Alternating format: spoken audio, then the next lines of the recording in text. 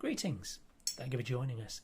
Today we're joined by Beanie here in the kitchen, and we're going to cook a cake, and it's going to be a fruit cake.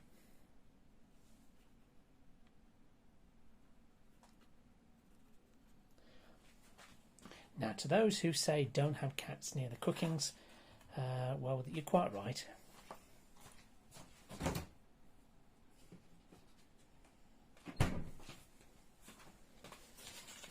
And if Beanie here starts to mess around and get into the butter, then I'm going to make sure she goes and sits upstairs.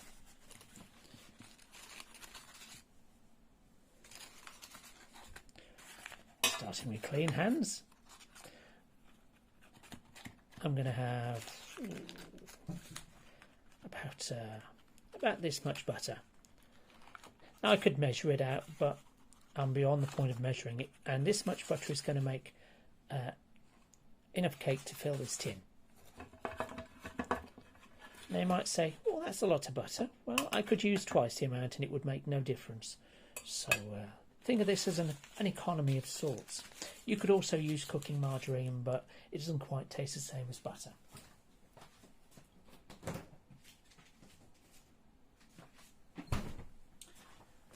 Into this, because it helps bring out the flavour, some salt. Thank you very much. Just a pinch. Right.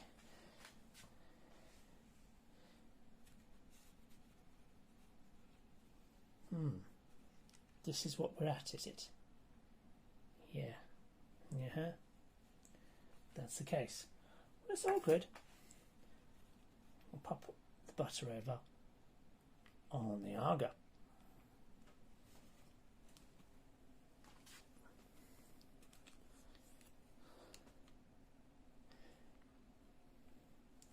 Yes, it's agar season, which means the agar's on and it's always warm. So this is great. It means there's going to be time to melt the butter.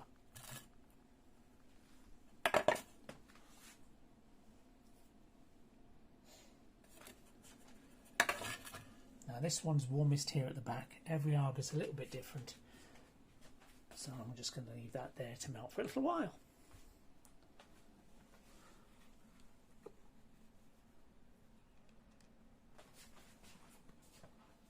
Nope. Nope, that's right. Not good girl. Okay.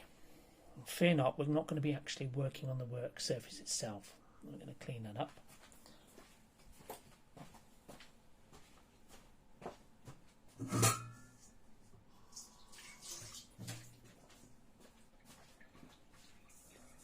Got a bowl. Leave it. Get your nose out.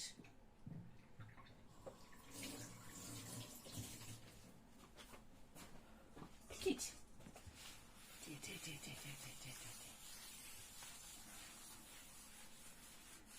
No cat paws on the table, Mrs. Cat.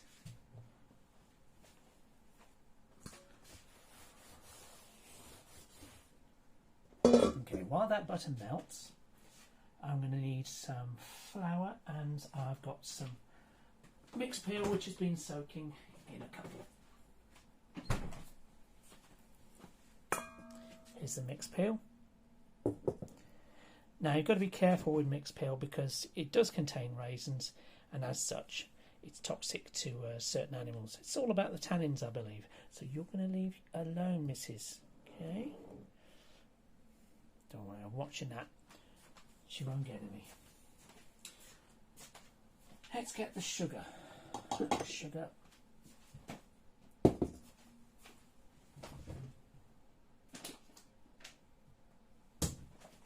Get back.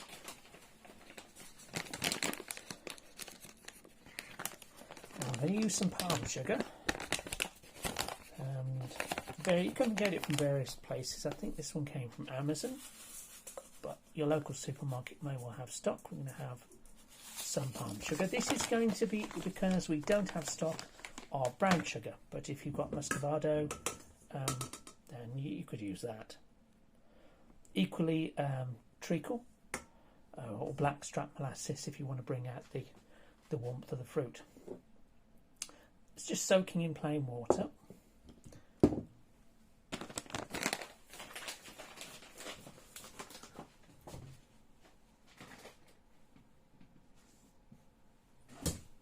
I do a lot of cooking by eye. Get your nose out. Thank you very much. Right, we're going to have, it's about a teaspoonful of baking powder. I could probably use more, but I find the more I use, the sharper the mix tastes. It brings a certain sharpness to the overall cake, and I don't like that. So less is more with this one.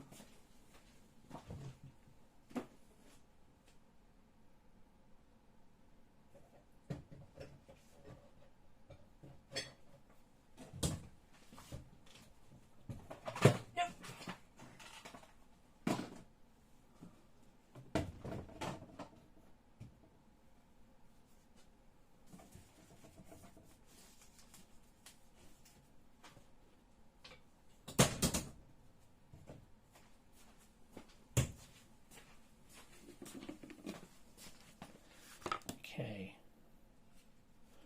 got a few cats joining us today in the kitchen. We've got Gar on here.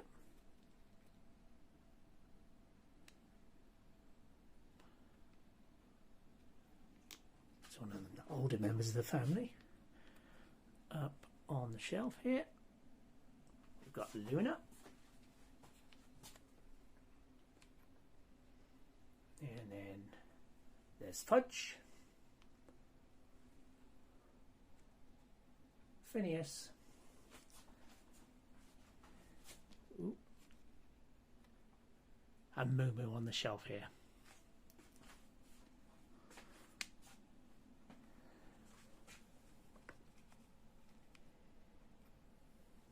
Okay.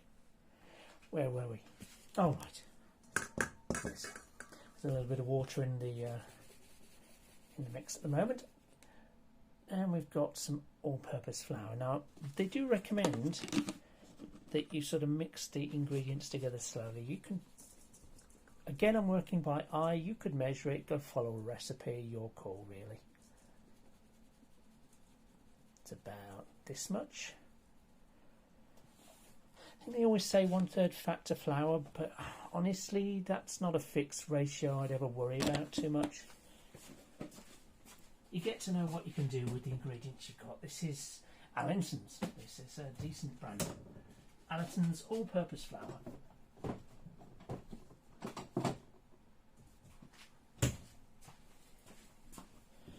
I best add the sugar. Now, yes, we've already got brown sugar in, but we're going to have some cheerful regular sugar. Just, you know, like you might put in your coffee. Although caster sugar makes for a nicer round flavour. We don't have that today though. And, an egg. Let me just take you back to the agar. Now you can see it's melting nicely on here.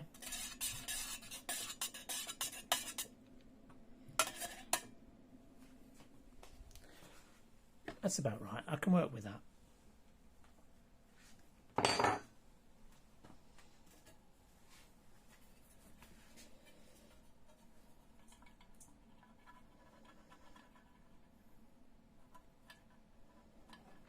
Now the reason I'm not melting the butter in a saucepan is because I find the easiest thing to do here is to, oh, don't you dare, Mrs. Cat.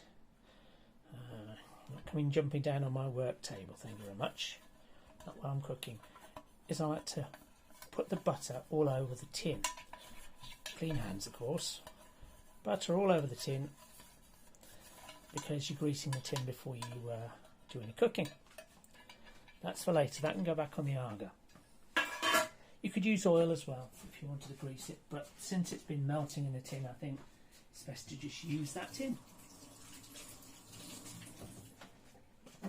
Okay. I need an egg.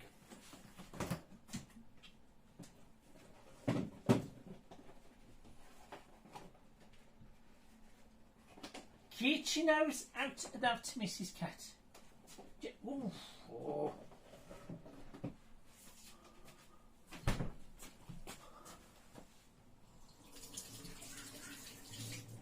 Nose out. Oh.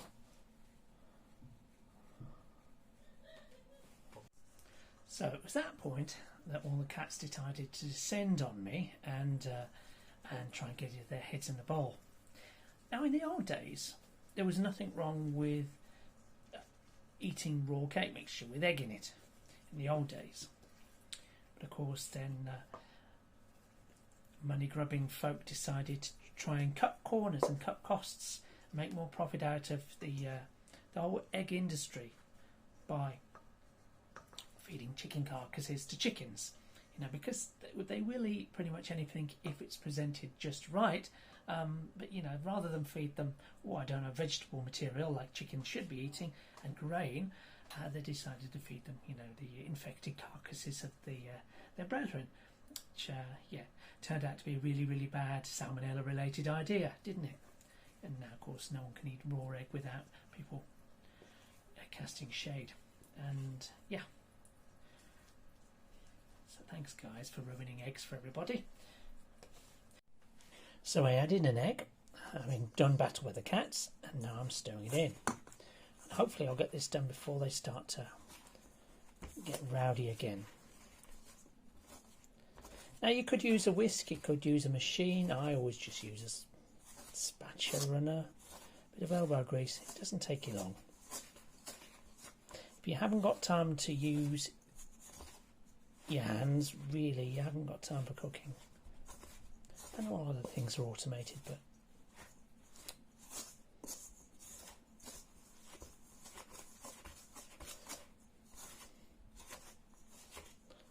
and some people get their hands in there and you just rub the mixture together. That's also fine.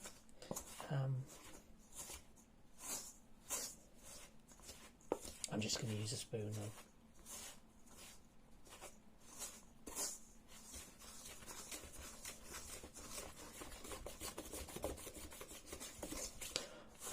Just got to make sure none of the mixture's stuck to the bottom, and that it's as reasonably mixed as I can be bothered with. Okay, now you'll notice this has got quite a bit of water in it. I don't want all that water in the mix. I'm going to decant that.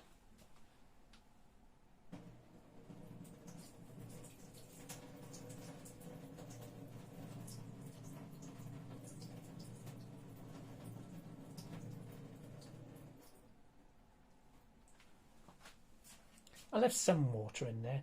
The idea of pre-soaking the fruit is to make sure that when you cook the cake, the fruit isn't so dry that it sucks any moisture out of the cake, that would otherwise make it quite nice.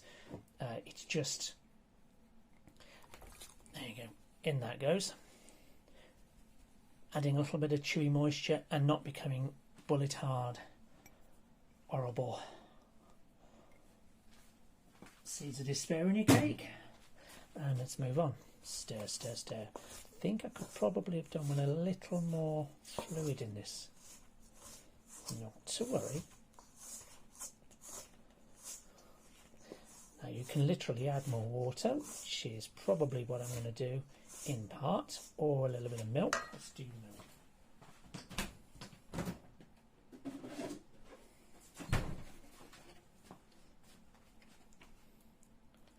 Splash of milk. You work with what's in the cupboard or the fridge.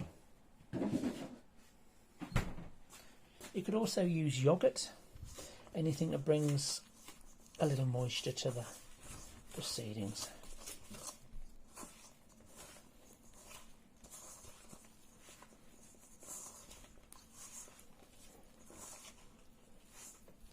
I'm also going to add a little bit of cooking oil to this because I think that'll help bring out the flavour and bind it together.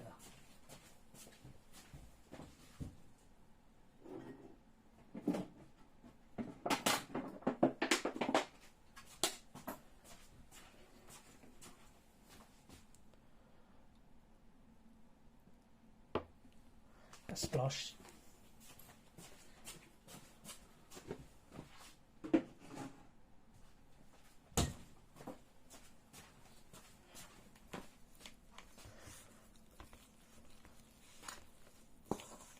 Now, some people think I use quite a bit of oil, and I do, but bear in mind that bottle there that I've been using, we've had that and we haven't refilled it. We've been using that one for nearly 6 months now, so I don't think we use that much oil at all, really.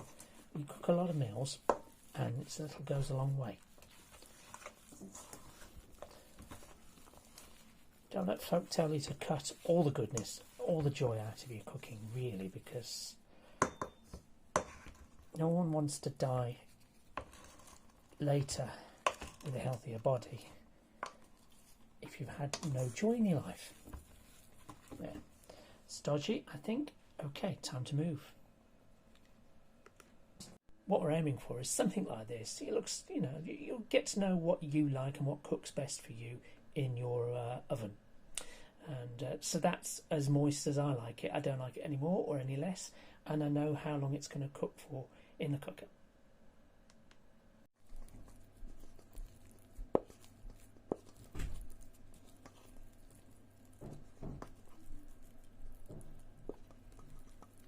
Into the nicely buttered baking dish, and hopefully it's going to be okay. I'll try not to spoon it all over the top of the agar, where it'll burn and stick and cause an awful smell.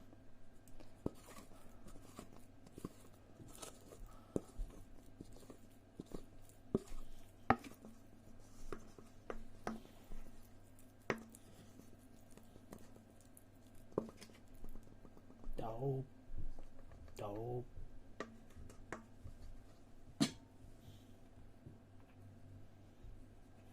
Not today.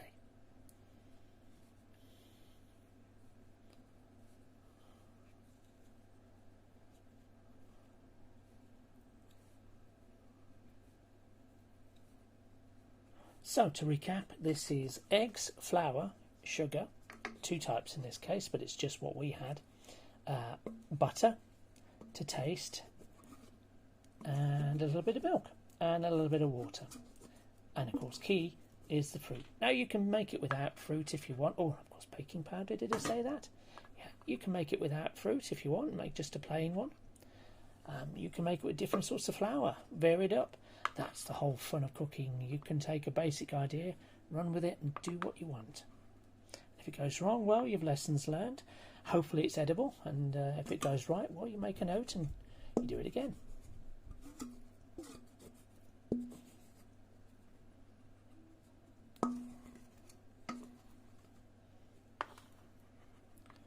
La-di-da-di-da. And yes, best use the spoon properly to remove all this mixture from the bowl, because I certainly won't be licking the bowl. We do buy free-range eggs. You've got to give the farmers an idea of what you will tolerate. I will not tolerate factory farm chicken eggs. Now, if that's all you can afford, I'm so sorry.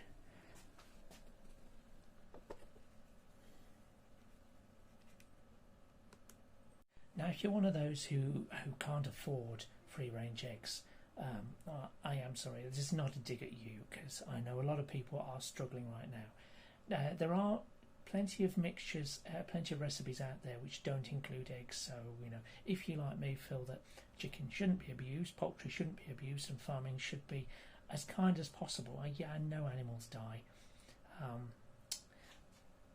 Well then, you go look for your best recipe, and you do what you can with your resources.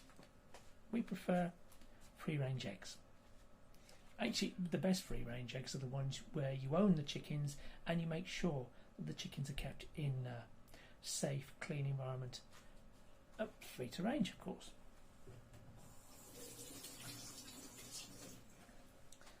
Right. So I've kind of managed to make sure the mixture hasn't got all over the cooker top, and now I'm evening it out in the tin. Now I hope at this point that I'm not scraping some of the oil off the tin, because last time I made this cake I managed to do that. I scraped the oil off one part, and so it's stuck on part of the tin. It can happen even if you're experienced. It's quite annoying. It's only me cooking and eating this thing because this is my favourite cake, but still, if you can avoid the burning, so much the better. Yeah, that will do. Now, if I'm really lucky, the baking powder will be enough to make this rise. Let's turn around again. Okay, so now I'll pop the cake. Okay, so now I'll pop the cake in the oven, in the baking oven, the roasting oven, for about half an hour. It might need a little more because it's quite a moist cake, but it's going to cook there till it's done. And you chest it in the normal way, so if you've got people like to poke a fork in it or a knife. I like to poke a little knife in the top of the cake, and if it comes out, if you push it straight in, and if it comes out clean, wet cake mixture on it, you know the cake's cooked all the way through. You can also tell by the tapping the cake surface. Sometimes it sounds kind of hollow. If it's still tacky, obviously it's still not cooked. So that's that, and it will just cook till it's done. So thank you for joining me today. I do appreciate your time. Whatever you do, have a great day, and see you soon.